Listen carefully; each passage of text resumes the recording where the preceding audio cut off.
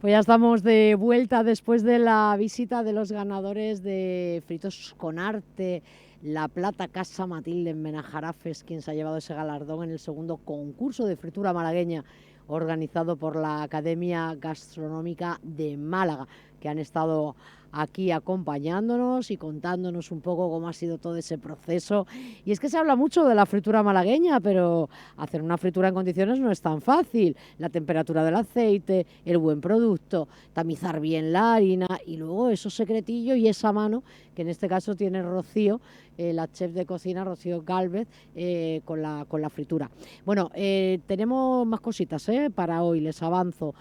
Vamos a ver un reportaje de actualidad cofrade y luego cerrará nuestra querida Macarena Albarracín con temas dedicados al arte, a la música y al verano, a eventos del verano. Pero antes, creo que están los compañeros ya preparados.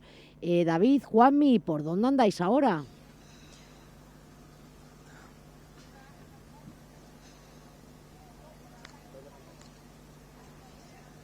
Hola, David, te veo, pero no te escucho. Marta, creo que ya me estás escuchando, ¿verdad? En directo desde la playa de la Malagueta. Muy buenas tardes. Te iba a decir que estoy en un sitio privilegiado para darte envidia, pero bueno, la verdad que tú también estás cerca de la playa, tú también estás en los Baños del Carmen.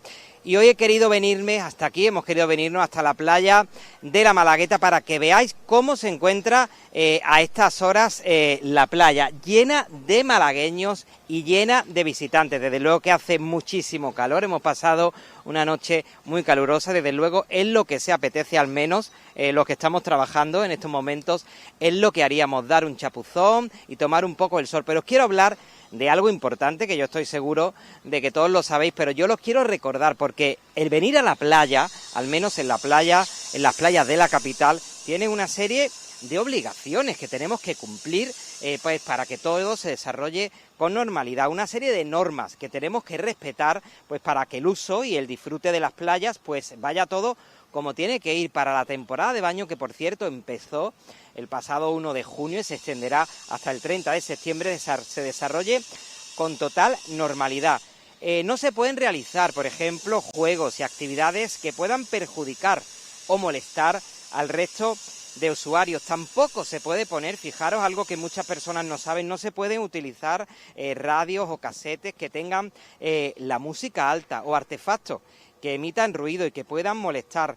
El baño se prohíbe en las zonas varadas, las que están reservadas, por ejemplo, para la entrada y salida de embarcaciones, para los hidropedales. Ahí no podemos bañarnos, tampoco se puede acampar, y esto es muy importante, no se puede pasar la noche en la playa durante el verano, durante toda la temporada de baño. Además, ahí el usuario está obligado para desalojar la playa inmediatamente en cuanto sea avisado por los cuerpos de seguridad y por la vigilancia. Tampoco se puede pescar durante la temporada de baño desde las 10 de la mañana hasta las 9 de la noche. Animales domésticos tampoco pueden acceder a las playas de la capital. Por cierto, 15 playas las que hay en nuestra capital a lo largo de 14 kilómetros de costa, excepto en las zonas en las que sí esté permitido el uso del baño de mascotas. No se puede venir a las playas de la capital acompañado de perros o animales domésticos, por supuesto, eso sí, los animales lazarillos, claro que sí. Infracciones, pues hay muchísimas infracciones, hay infracciones graves o infracciones leves. Voy a repasar algunas de ellas rápidamente, pues que tienen multas, las infracciones graves de hasta 3.000 euros. No se pueden verter productos contaminantes, no se pueden hacer moragas y también está prohibido hacer el fuego y la venta ambulante. Tenemos también, Marta, una imagen muy llamativa. Aquí al fondo estáis viendo los cruceros, y es que el crucerista pues sigue eligiendo Málaga como destino. El puerto de Málaga cada año crece exponencialmente en cuanto a visitantes. Marta. Muchas gracias, David, maravilloso. Además, hoy hemos hecho hincapié en eso de la temperatura del agua, que estaba un poquito alta. Nosotros os damos las gracias por ese reportaje en el que nos recordáis imprescindibles los servicios de las playas malagueñas. Seguiremos hablando sobre este tema porque también tenemos ya el estudio de las banderas negras, que afortunadamente en la capital nada más creo que hay una, que es la de San Andrés. Gracias a los dos, compañeros, buen trabajo, y nosotros vamos ya rápidamente a dar paso, que también nos está pidiendo nuestro compañero Alejandro Morante, porque ya sabéis que seguimos con la actualidad cofrade aquí en este Málaga TV de verano, y después, ojo, porque a eso de la 1 estará ya la compañera Macarena Albarracín para contarnos todo lo relacionado con la música, los eventos y el arte, que hay mucho en nuestra Málaga. Un abrazo, nos vemos mañana, hasta luego. Retomamos esta serie de programas en las cuales estamos analizando la figura del diseñador Juan Bautista Casielles del Nido en este centenario de su nacimiento. Y hoy está aquí con nosotros Juan Antonio Quintana Urdiales, que fue una persona que conoció de primera mano a Juan Casielles y fue el continuador de su labor al frente de la fundación de la Cofradía de la Humildad. Muy buenas, Juan. Hola, ¿qué tal? ¿Qué nos puedes contar de la faceta humana de Juan Casielles? Pues mira, Juan Casielles nació el 7 de julio del 25 y murió el 1 de junio de 1981, no, el 6 de junio, y en plena romería del Rocío. Su familia, su padre era Rafael Casielles, su madre Irene del Nido, procedían de Albacete, el padre de Córdoba. Y ellos se casaron ya mayores. La madre era ya solterona, o sea, ya con más de 40 años, y tuvo 4 hijos. Primero Rafael, después Juan, Enrique y Manolo. En 4 o 5 años tuvo la señora, le dio tiempo a tener 4 hijos. Vivieron en el calle San Patricio, número 1, donde nació y donde murió también. Muy devoto, se crió a los pies de la Virgen de la Victoria, fue monaguillo, todo lo hizo en la Victoria. Él era muy, muy devoto de la Victoria. Cuando don Benigno se hizo cargo de la parroquia, él estuvo ayudando, le ayudó a la restauración. Por ejemplo, las rejas es diseño de él también. Él pertenecía a la cofradía de la Cena, desde chico, de pequeño, porque era la que estaba allí más arraigada. Todo lo que hizo en la Cena fue primero, desde vestir a la Virgen, el manto se lo diseñó él,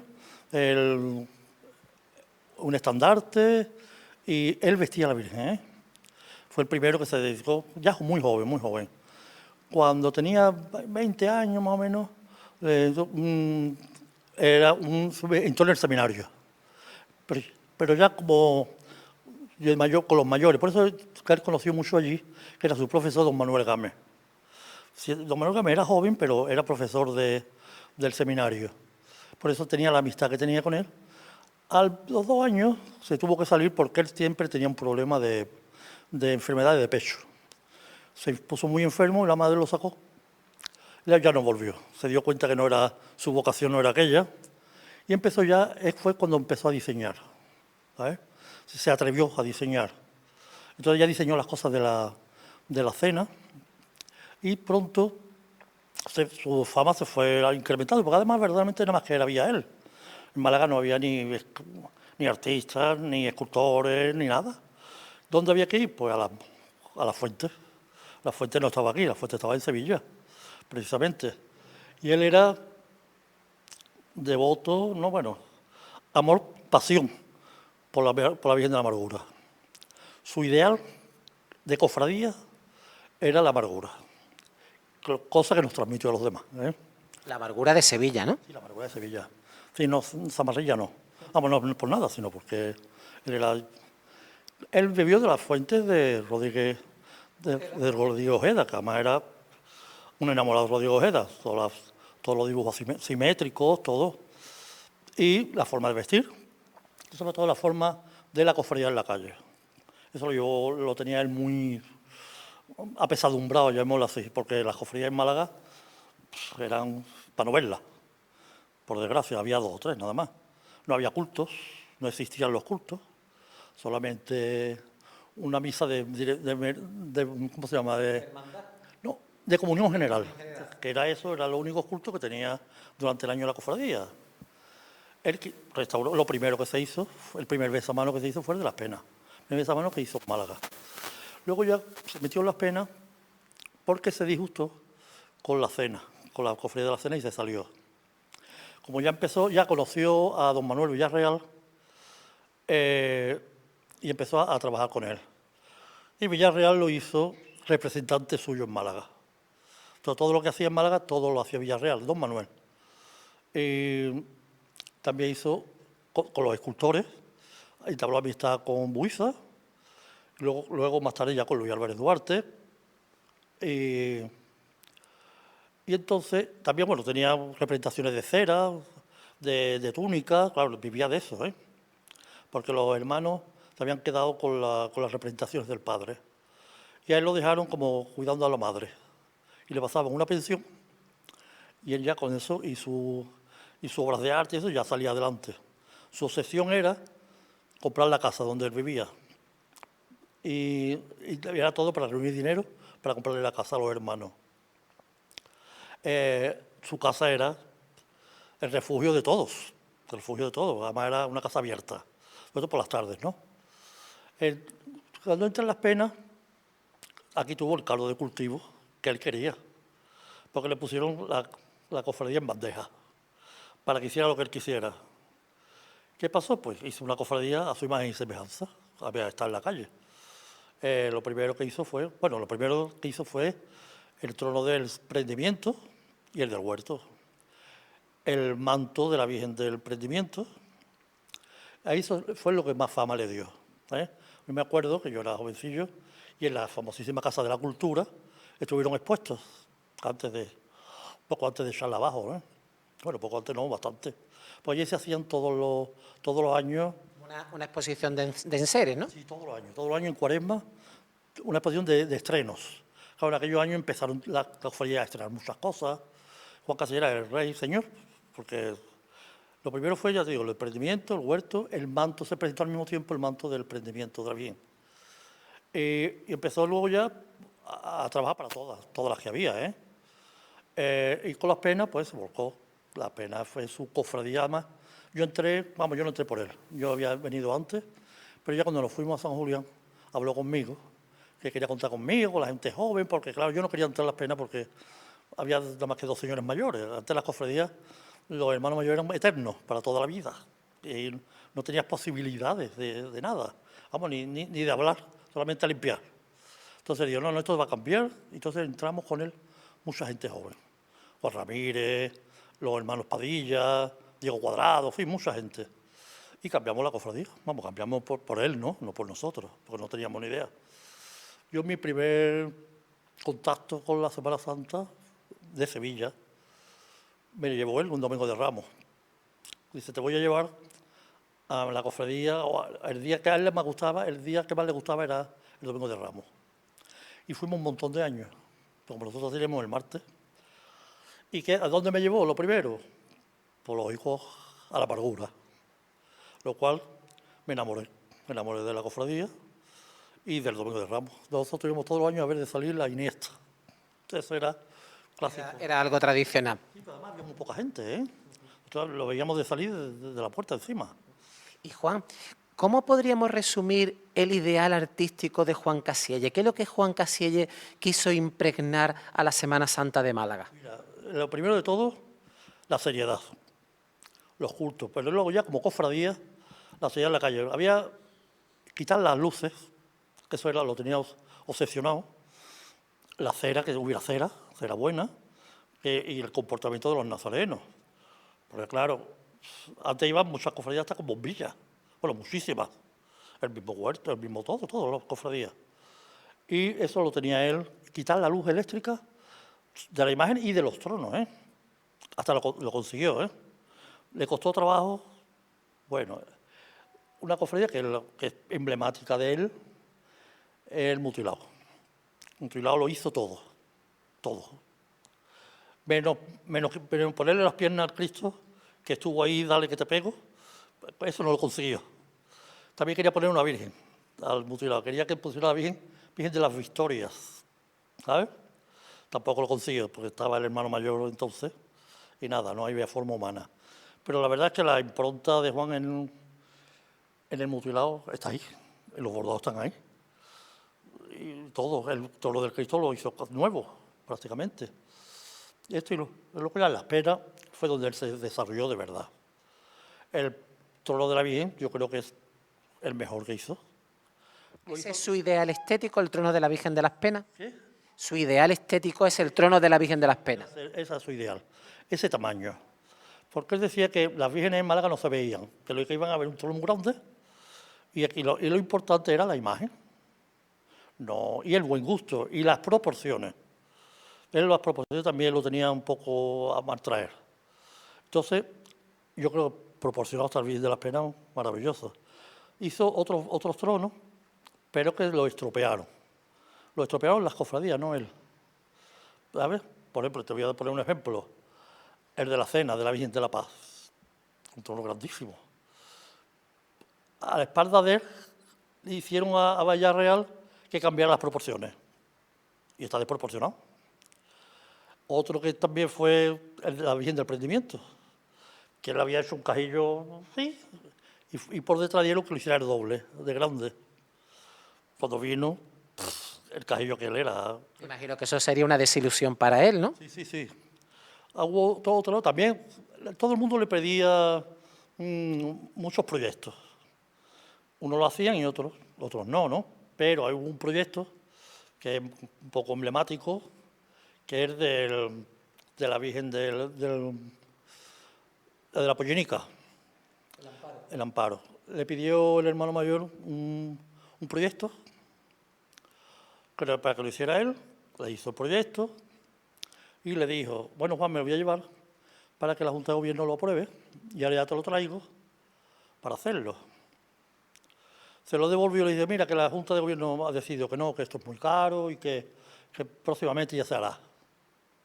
Y ahí quedó la cosa, pues nada. ¿Y cuál fue la sorpresa? Que al otro año apareció el trono, que lo habían hecho en Córdoba, muy malo. La orfebrería no tenía nada que ver, y se lo habían copiado. Le habían copiado el diseño de trono. Pero mal copiado, ¿eh? Además, la orfebrería de Sevilla no tiene nada que ver con la de Córdoba, de otra clase de orfebrería. Claro, las cosas baratas, las cosas malas, lo mismo que cuando hicieron el trono de la Virgen del Gran Poder. Querían hacer un trono como de la Aspiración y mira lo que le salió. Regular. También Córdoba. Y ya para finalizar, Juan, ¿qué crees tú que sentiría Juan Casielles si viese el rumbo que tomó la Semana Santa de Málaga a partir de los años 80? Él estaría encantado, creo, bien. Porque además era un poco su ideal. Las cofradías nuevas, el orden de procesión que se ha hecho, que no existía, aquí en Málaga era todas las insignias delante y luego las velas, 4 velas, vamos, no había más. Y no tenía que ser el por tramo. Luego la seriedad, que tampoco existía. La verdad es que la Semana Santa ha cambiado total y absolutamente. A él le hubiese gustado mucho. Los cultos, ahora hay unos buenos cultos, antes no existía nada. En fin, yo creo que sí. Las flores, todo eso es que era primordial para él. Su proyecto que no pudo ver fue la Cofradía de la Humildad. Lo único que pudo ver fue la mascarilla de la Virgen, ¿no? La mascarilla, pero se sentiría también muy orgulloso de ver cómo la cofradía al final tiró hacia adelante. Sí, porque mira, él intentó 3 veces reorganizar la cofradía. Yo me acuerdo, él era muy amigo de Lola Carrera. Y me decía, Juanito, esta cofradía no sale para adelante. Porque es imposible, no sé por qué, parece que está maldita. Y nosotros encargamos la Virgen, él tenía muy claro que la Virgen lo iba a hacer Luis, y el Cristo Moisés, y no había otra forma. Entonces encargamos la Virgen a Luis. Fue en septiembre por ahí, del año 80. Sí, del año 80. Nos avisa Luis que para el día del 18 de diciembre del 80 estaba la mascarilla que nos la iba a presentar. Me acuerdo que estando yo íbamos en el coche y él hizo un boceto. Y dice, así va a ser la Virgen. Llegamos y nos quedamos con la boca abierta. Era la misma. ¿Por qué? Porque él le encargó y le diga a Luis, tú haces la Virgen que tú quieras. Ya sabes lo que a nosotros nos gusta, las vírgenes de Astorga. Le encargó poco menos que una Virgen de Astorga, tipo de Astorga. Como Luis también quería hacer una Virgen de Astorga, dice, no te preocupes. ¿Qué pasó? Como él estaban disgustados por unas comisiones de la cena, además, que se habían metido gente por medio, don Manuel Gámez, en fin, todo. Entonces, le regaló a Juan la mitad de la hechura de la Virgen. ¿eh? Ese día pues ya fuimos a los besamanos de ese y ya no vio más nada. Juan no vio más. Cuando murió en junio, estábamos en el entierro y bueno, la casa hermana la hice yo, la puse en mi casa, en la Alameda. Pues tú te acordarás. Sí, claro. En la Alameda. Y estaba en el cuerpo presente y luego la carrera a mi lado. Y él cuando me hizo el comentario, hay que ver, al final no se va a poder, digo, mira, Lola, nosotros le hemos prometido a Juan que esto va para adelante. Ahora mismo nos vamos y aquí no pasa nada porque no hay nada. No hay ni Cristo, ni había Virgen, ni había de nada. Pero esto va a salir para adelante. Oye, ojalá, porque hay que ver. Él quería, porque los ex-homos, él tiene muchas ganas de tener un ex-homo, porque los conventos de las Virgen, de las monjas, todos tienen uno y son muy devotos. Y esta cofradía, además, le faltaba solamente 2 años para poder restaurar. ¿Por qué? Porque a los 75 años. Sí, se podía disolver, ¿no? Claro, se disolvía automáticamente. Pero también contábamos que nosotros, la cofradía ya había estado en la agrupación de cofradías. Era un retorno a la agrupación de cofradías, ¿eh? Salía antes, el lunes santo salía. Y entonces, pues nada, seguimos. Cuando salimos, pues empezamos a hacer todo. Yo busqué gente donde no había, gente que sabía que podían ayudar. Y fue poco a poco. Hubo muchos problemas porque se creían nosotros, decían los cofrades malagueños que habíamos picado muy alto. Digo, a Luis y a Buiza, pero ¿de dónde lo habíamos creído? Yo ya sabía mi pensamiento lo que son. Precisamente la imagen tiene que ser lo mejor, totalmente. Lo demás tiene que ser bueno y poco a poco. No hay purulla, no hay porque no hay dinero. Y entonces el Buiza estuvo ahí reticente, si no lo hacía, porque éramos gente joven, no teníamos nada, y hasta que habló con él, me acuerdo... Francisco Toledo, ¿no? Francisco Toledo, y le digo, mira, esta gente son muy serios, bueno, me conocía, son muy serios, tú hazlo, que te verás cómo te pagan. Porque Buiza tenía tela marinera. ¿Juan Casillas lo entendía bien, a Francisco Buiza? Estaban todo el día peleándose, una cosa... Me acuerdo cuando se encargó el Cristo de la Agonía, después de aquel martes santo que llovió y no se pudo estrenar el otro, y fuimos a verlo. Lo echó. Ahora que viene usted, se me hablan de usted, ¿eh? Ahora que yo le arregle esto, yo a esto me niego, se va usted por ahí. Pues yo no me voy porque yo te vengo aquí, porque yo te estrello. En fin, que así, dice, bueno, pues ya está, lo voy a hacer. Y ese Cristo se quedó como abono de la entrada. El antiguo de Barbero, ¿no? Barbero, sí. Creo que el de Barbero está en Huelva, en un pueblo de Huelva. Un pueblo de Huelva, sí. Porque decía que lo iba a restaurar, que al final no lo vendió tal cual. Y fue, pues yo creo que la mitad del Cristo fue lo que rebajó, ¿eh? Y ahí está. Ahí está, que es una joya, una maravilla de Cristo, lo mismo que una maravilla de Virgen. La Virgen, tú ya sabes cómo el Lava trabajaba. Aquí la Virgen del Lava no vino ninguna más. ¿Por qué no vino ninguna Virgen del Lava? ¿Hubo ahí como una especie de pacto no escrito para que no viniera ninguna Dolorosa más? Sí, porque nosotros ya conocíamos las otras 2 vírgenes y eso, y eran iguales. Y tú vas a Sevilla y ves la del despojado y la más bonita para mi gusto. La Pena es la más bonita de todas, es la mejor para mi gusto. La del Santa Cruz, que es preciosa, pero son las mismas. Y dijimos, no, aquí no viene ni una más. Juan, tú no le encargues a el Lava ni una bien más. Y claro, no le dio tiempo tampoco a cargarle ninguna, porque ya había conocido a Luis. Y él era muy de Luis, ¿eh? Y por eso no vino una Virgen del Lava. Pues nosotros nos encargamos de que no viniera. Pues claro, digo, no va a haber 2 vírgenes iguales. Muy curioso, Juan. Pues de luego que Juan Casillas puede estar orgulloso allí donde se encuentre, en el cielo, y porque, hombre, su obra que no pudo ver acabada, que es la Cofradía de la Humildad, pues hoy es una realidad. Una realidad, de todas maneras, también tuvo sus discípulos, que él también hubiese estado orgulloso, ¿no? Hombre, Eloy Telles era discípulo de él totalmente. También él me hablaba muy bien siempre de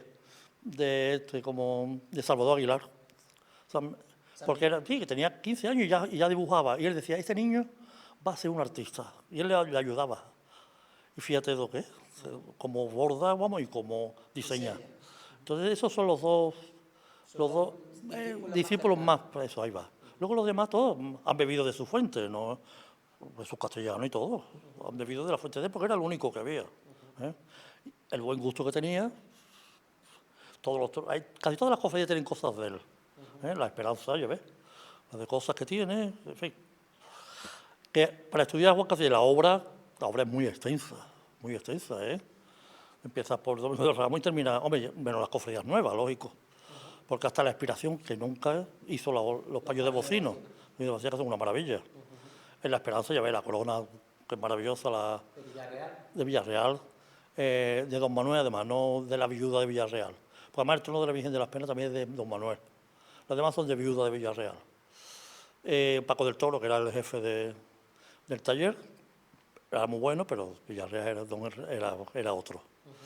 Y en fin, todos los toros que he hecho, todas las coronas, todo es que todo. Mira, si tú vas a Villarreal, todavía tiene los dibujos, te enseña. Deme usted el catálogo para elegir y te trae todo el catálogo de dibujos de Juan Casillas. Las coronas, pues se quedaba él. Y entonces, fíjate, ellos lo están usando. ¿Sabes? Pues Juan, muchísimas gracias por habernos aportado ese perfil biográfico y artístico de Juan Casillas en este centenario de su nacimiento. Gracias a vosotros. Yo pido que no se olvide que fue un gran artista que trabajó mucho por Málaga, por dignificar la Semana Santa y por ponerla donde está. A él se le debe mucho, ¿eh? Muchísimas gracias. Antonio, ¿qué podíamos sacar en conclusión de este perfil biográfico y artístico de Juan Casillas? Alejandro, estaba pensando mientras que escuchábamos a Juan Quintana hablar sobre la figura de Juan Casillas, qué importante es recuperar la memoria visual, la memoria verbal de las personas que conocieron, en este caso, a nuestros protagonistas, ¿no? Esas personas como Juan Quintana son historia de la Semana Santa también, pero claro, gracias a él podemos conocer una visión de Juan Casillas muchísimo más profunda, muchísimo más íntima, muchísimo más personal. Hay detalles que quizás no haya querido contar que me ha resultado interesante, pero eso lo dejaremos para el futuro. Tenemos que abogar porque nuestros mayores nos cuenten sus historias y en este sentido el trabajo que has hecho es un testimonio gráfico que el día de mañana será un documento de primera magnitud para comprender la figura de Juan Casillas. Y entonces ya, ¿qué podíamos concluir sobre esa irrupción del neobarroco sevillano en nuestra ciudad? Enlazando con todo lo que habéis comentado anteriormente, hay dos ideas que a mí me interesan y nosotros vamos a continuar desarrollándolas próximamente, ¿no? Que son la conciencia procesional en el sentido de lo que tiene que ser una cofradía de la calle, porque nosotros aquí en la Cofradía de las Penas podremos contarle algo muy interesante, que fue una campaña publicitaria que hizo Juan Casillas, que además la diseñó él plenamente, un poco eran una serie de eslóganes publicitarios reclamando lo que era una cofradía de la calle y lo que tenía que ser un nazareno, ¿no? Y eso va a ser uno de nuestros puntos de inicio próximamente. Y otra idea con la que nosotros vamos a enlazar es su su conciencia como representante artístico. Es decir, no se puede entender la Semana Santa sin entender el capricho de Juan Casillas o Hidalgo, por ejemplo, en la Cofradía de la Expiración. Gracias a ello, el neobarroco sevillano se hace una realidad plena. Nosotros hemos mencionado anteriormente que se hace una realidad en palios, mantos, tronos, pero también la llegada de imágenes. Y aquí, en la Cofradía de las Penas, es un ejemplo muy claro, y nos lo mencionaba también Juan Quintana, cómo las dos imágenes que llegan a esta casa llegan por medio de la intermediación de Juan Casillas, que de nuevo tenía intereses económicos en que llegasen obras de determinados escultores. Pues seguiremos en esta serie de reportajes incidiendo en la personalidad humana y artística de Juan Casillas del Nido.